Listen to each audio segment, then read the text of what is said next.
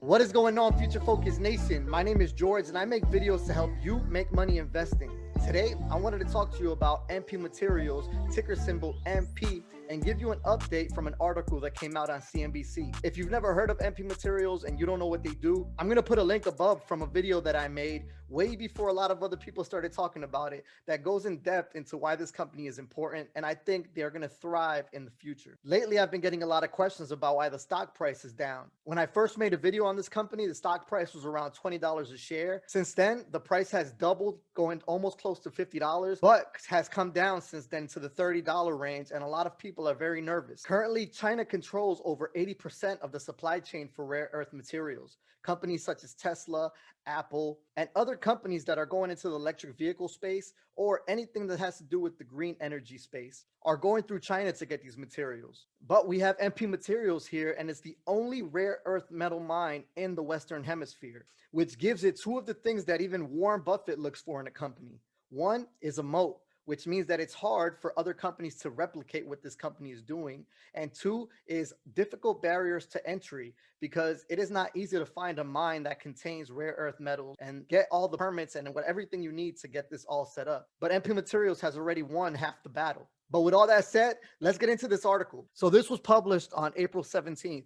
The new U.S. plan to rival China and end cornering of market in rare earth metals. Rare earth elements are more abundant than their name suggests, but extracting, processing, and refining the metals possess a range of technical, political, and environmental issues. The Biden administration and Department of Energy have targeted rare earths among domestic supply chain priorities as they outline ambitious climate and policy technology. Here you see a wheel loader operator filling his truck at MP Materials rare earth mine in Mountain Pass, California. The United States has made previous attempts to reemerge as a dominant player in rare earth supply chain that is responsible for some of the most important materials involved in electric vehicle production, battery making, renewable energy systems, and technology manufacturing.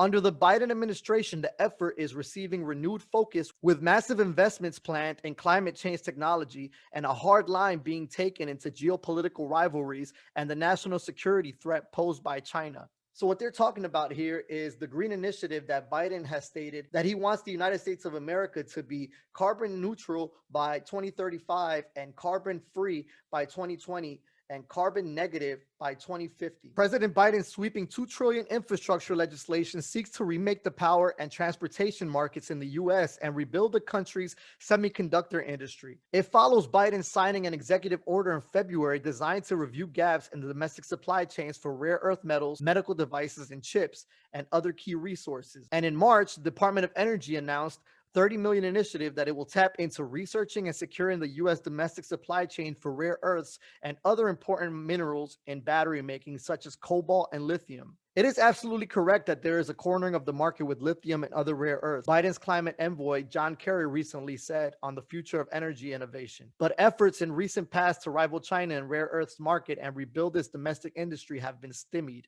It is technically possible to try and rebuild the entire supply chain because we once had it, a senior fellow at the Earth for Strategic International Studies said. It's not that we're not experienced. It's not that we have no idea of what the domestic supply chain may look like. But she added that business, environmental, and political factors may make the effort difficult to achieve, especially over a short time frame.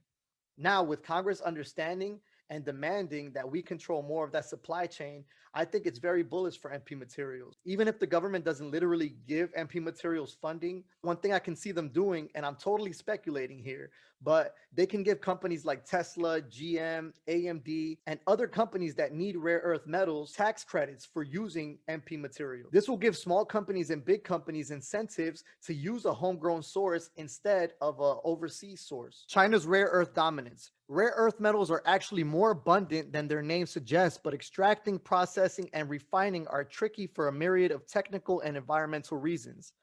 These 17 elements, which are subdivided into the light rare earth metals and heavy rare earth subsets based on their atomic weights, exist in natural deposits globally. Heavy rare earths are often harder to source. They include metals like dysprosium and terbium, which play a critical role in defense, technology, and electric vehicles. Neodymium and praseodymium are most of the sought-after light rare earth metals crucial in products such as motors, turbines, and medical devices. Demand for them exploded in recent years with the growth of technology and will continue to climb amid the ongoing race to create a large electric vehicle market. If you are bullish on companies like Tesla, GM, Nikola, Hyliion, all these companies need rare earth metals, regardless of if we go an electric route, if we end up going a hydrogen route.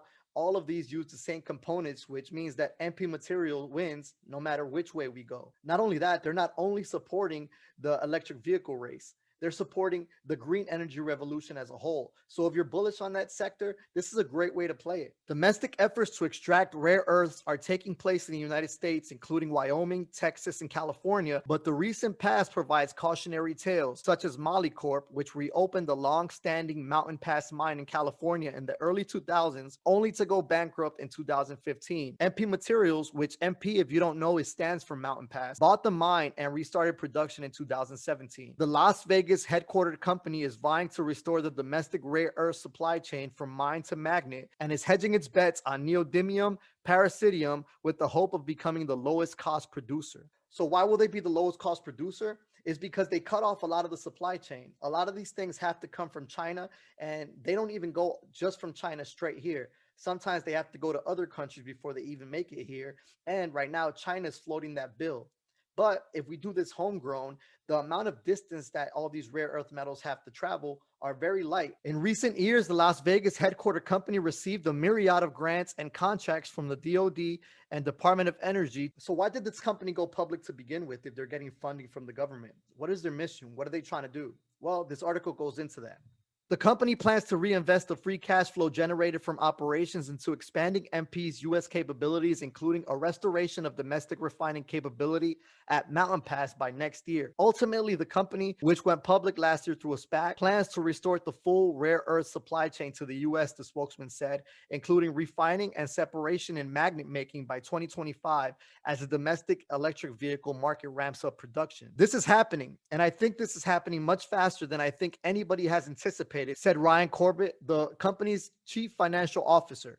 We can compete and we're going to do it. So is this just something that's going to come easy to the company and they're not going to have any barriers themselves? No, of course not. The rare earths industry has come under fire for environmental concerns. Many rare earth elements reside among mineral deposits with radioactive materials that can leach into the water table.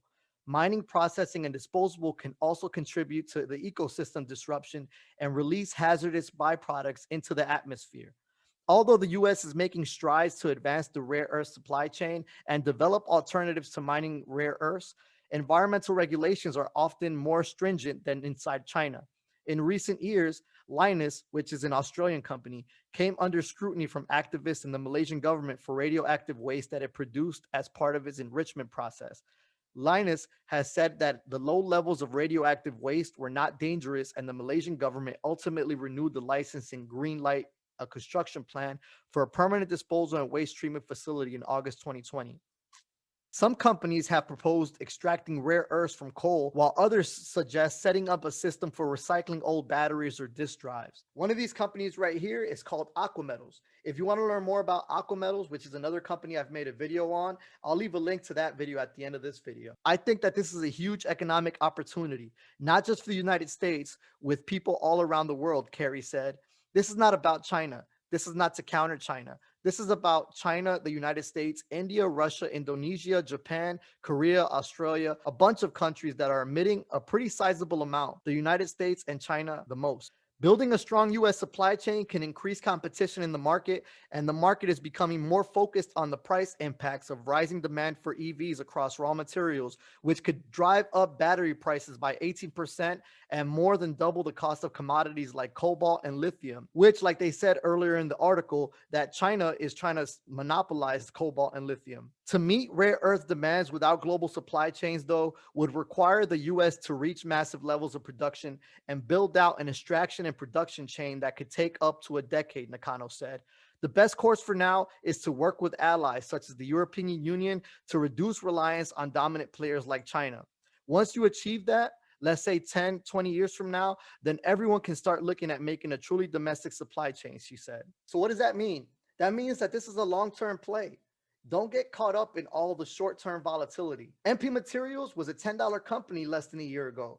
After the merger, they hit all the way to 45 and even back down in the $30 to $35 price range. That's still a 200% increase. So can this company continue to go down? It can. But unlike other SPACs that have come to market, this company actually reported positive earnings and beat estimates for the previous quarter. I am still long-term bullish on this company. Let's take a look at the chart. So here we're looking at the 3-month chart for a ticker symbol MP. They closed on Friday at $30.67, $32 and $36 are the next two levels. If you see the company break above 36, that will be a very bullish sign. So here we take a closer look at the 1-month chart, and you can see that in the last month, the company has been struggling, especially in the last week. The company has gone down from a high of 35 and dropped to where it closed on Friday. Keep in mind that all SPACs have been getting hammered. So the fact that this company hasn't dropped all the way down to the $20 range or the $10 range as quickly as a lot of the other companies have should give you some optimism. Although I'm not saying that it can't drop there either. So what am I doing? I'm being patient.